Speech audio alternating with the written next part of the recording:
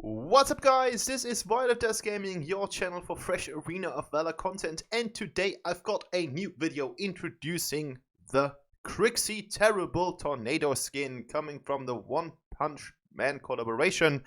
It's a skin that I received via a trial card and I wanted to show a gameplay so desperately that I, even if I don't have any time, went in for a match today in a ranked match because I thought this might just be the best chance to pick this hero on the mage lane, because I don't really see any other thing on her to play. She's not a jungler, she's not a support, she's not really capable of dealing with warriors on the solo lane, and therefore we are going to see Krixi on the mid lane today. Of course, I've got a build for you, and let me tell you, I play tested a couple of different layouts, especially when it comes to the combination of items and enchantments, and this is particularly the build that worked best for me. As you can see, we are building a lot of damage. Not really that much. We've got some damage, but then we've got a lot of utility. For example, with Tome of the Reaper, and we've got Staff of Null, and we've got Arctic Orb, and we've got Holy of Holies, which is of course a damage item because this item is huge.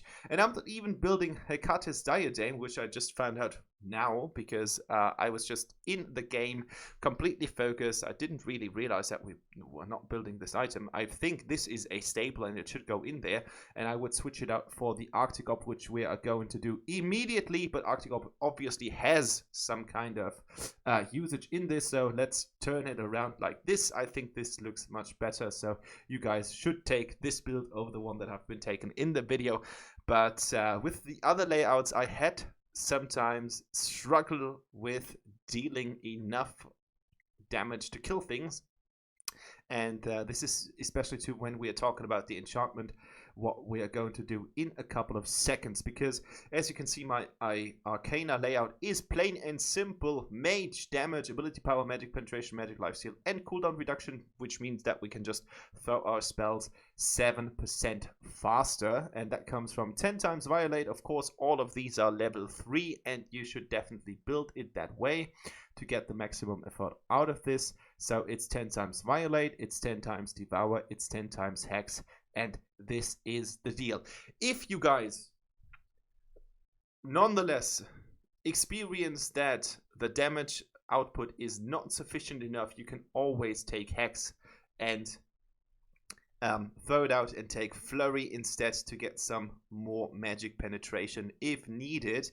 But talking about enchantments, I have set up the build which has, in my opinion, the highest damage output when it comes to using the ultimate, which is Lockheim, and we're going with Raging Inferno, Deadly Claw, and Devil's Awakening here because it's just going to decrease our cooldown when it comes to our first and second spell as soon as we hit the ultimate bottom. And then we've got Gunslinger and Enhanced Restore here in the second tree. With the League of Humans, I've tried different builds before, so I was using, okay, it's all Devil's Awakening here in my layout, but I tried to use Sacred Protection, which is, I don't know, by default, one of the most favored builds with the best win rate, but I tried it and I think the damage is lackluster, so my advice would not be to take Sacred Protection. There are a lot better enchantments in Veda, and I would favor both of them. Holy Thunder is way better than the Sacred Protection, but in this case we are going with Devil's Awakening, and as you guys are going to see, it works quite nicely. So this is the build. We're going to talk about the skill combo in the video. We're talking about heroes that Krixi might have problems with, and you guys are going to see for yourself as soon as a lane in this video hits the spot. But now we've got some lovely gameplay. If you haven't subscribed to the channel, hit the subscription button and put on the notifications bell to never miss any of my content. Put a like here and some comments down below, because this is what makes my channel grow, and that would be highly appreciated. So thanks for watching, have a great time, and let's start with some gameplay. It's going to be quick and dirty, I promise.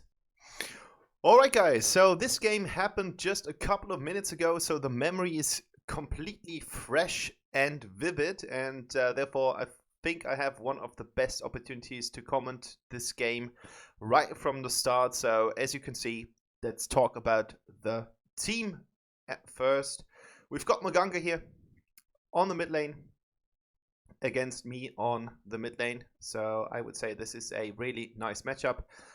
He's going to throw around some Venom, but that doesn't really matter to us in any kind of way because I think we have the better damage output. The only thing that you need to keep in mind is that you don't let yourself get caught in too much Venom, and then you can strive it off. But this should be a walk in the park if we play it correctly.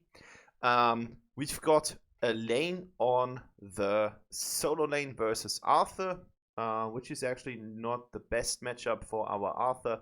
The good thing is that Arthur is actually a quite tanky character, so I think that he will withstand a lane if he is good enough. Depends a little bit on the skill of Arthur, but I don't think that a lane versus Arthur is a favorable matchup, at least in my thoughts.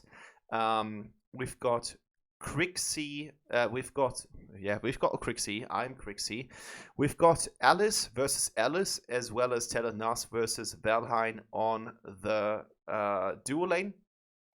And I would say we do have the upper hand, even if Valheim is more sorts of CC oriented. Like, he's a character who has a little bit better CC than Telenas because she's got this kind of slowing mechanic, or this like push away mechanic, while Valheim has the really nice stun coming from one of his skills.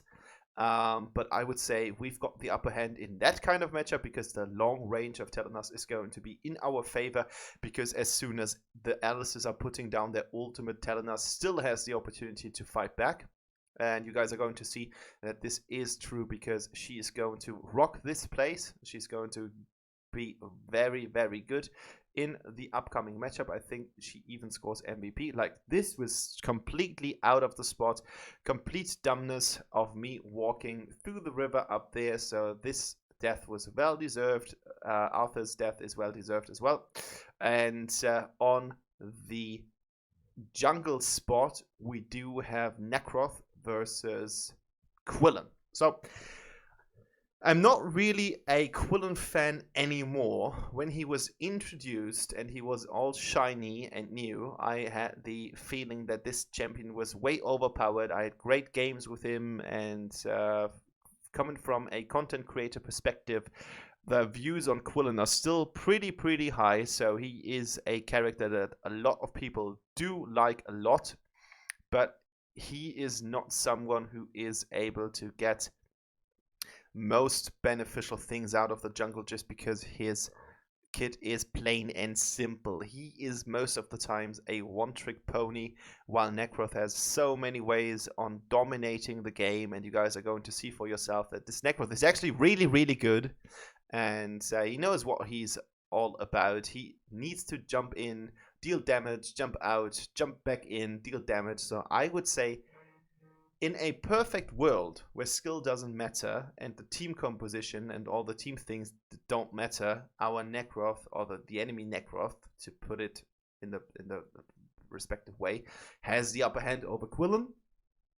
Unfortunately, this Necroth is doomed with a not really that good team, and therefore we were able to keep him quite low, at least in the mid game stages. So I would say that's actually quite fine. But as you can see, the two characters that are going to be most annoying against Krixi are the ones who can just be in her face quite quickly. So Krixi is a hero, and a hero that is just a massive damage healer. Like, her damage output is insane. She's really good on putting damage on enemies.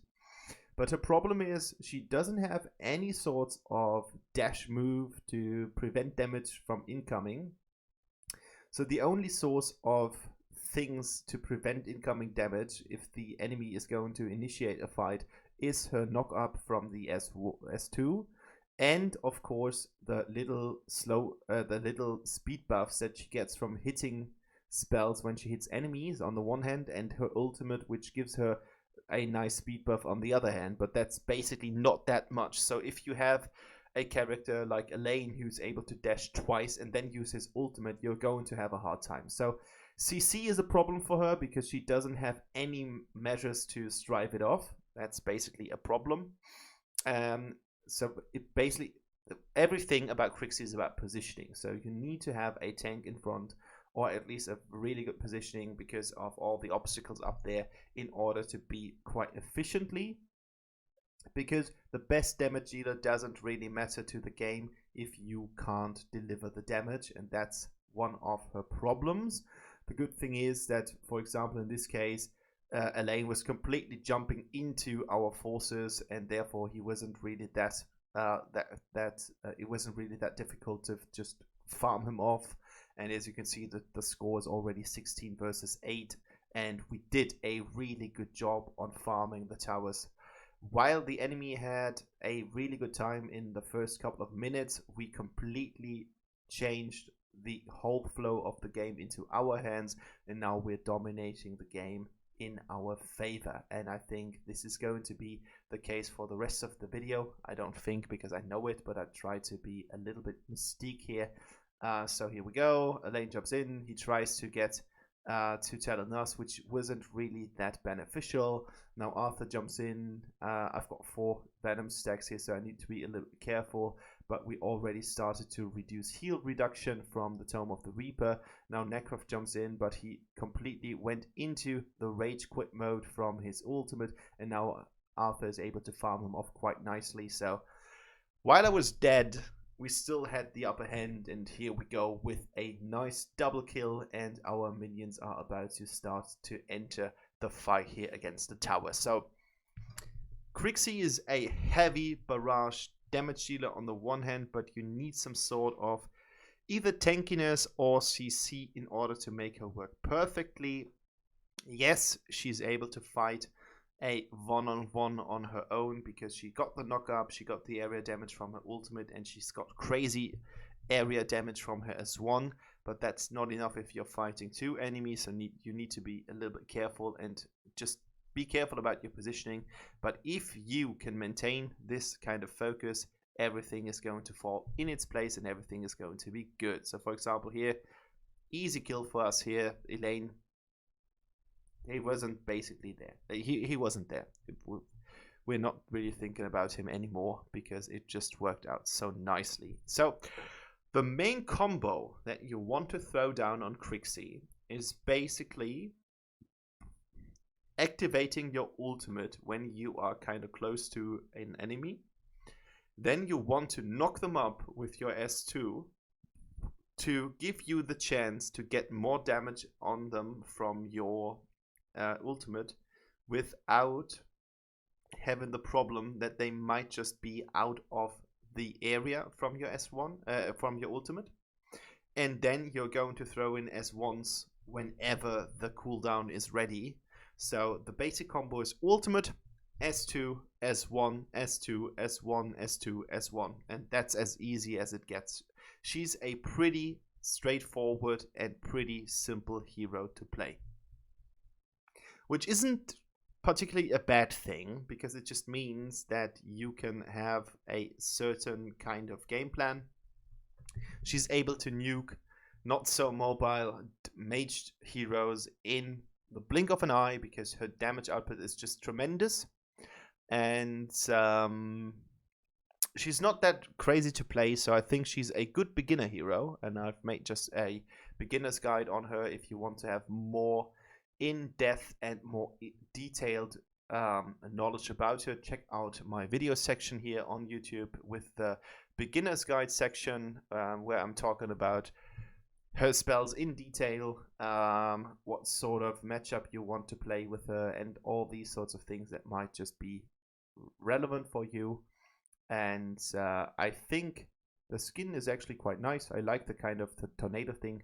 This was the combo, so we were going in with our area damage, and then we're just switching between S1 and S2 back and forth in order to get the kill. And if you can play it like that, even a warrior like Elaine should not be a big problem because your damage output is just so good. Like, she's one of the best damage heroes on the mage lane, but that just means that she needs to compromise on other parts, and therefore she's not one of those crazy CC heroes like Alistair or Diogen, which is fine. It's fine, but you guys need to keep that in mind. This is a damage hero, not a CC hero.